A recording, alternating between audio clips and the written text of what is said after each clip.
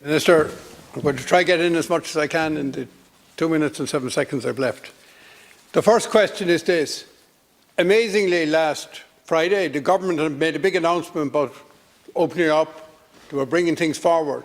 Not a mention about travel to the islands, which is still scheduled singularly for the 8th of August. Now, there are family members who live in the mainland and want to go home. They have no permission to do so.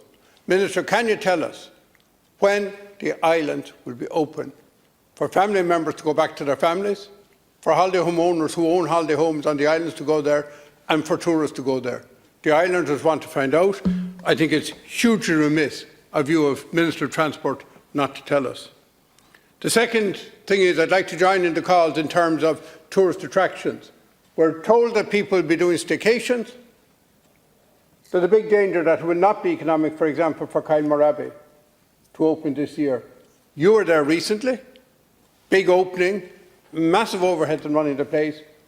Without the visitor numbers, which we're not going to get this year, it's very uneconomic to open for small numbers. I'd like to talk about the transition. Now, when we talk about transition, people often talk about electricity, but electricity is fine. But the problem is this, it takes a huge amount of infrastructure. There's actually a simpler answer. It's indirect electricity using surplus energy, surplus renewable energy, where with electricity you're using whatever's on the grid at the time, and that is hydrogen. And I understand that a company on this island up in Ballymena is looking at producing hydrogen buses. Another company is looking at actually producing the hydrogen itself in the same part of the world.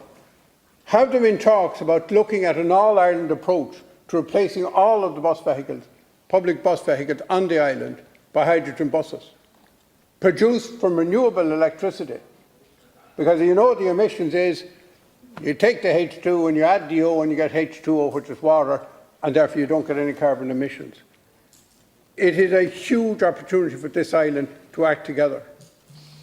I think, Minister, that issue needs to be looked at. Unfortunately, I've gone 12 seconds over my time.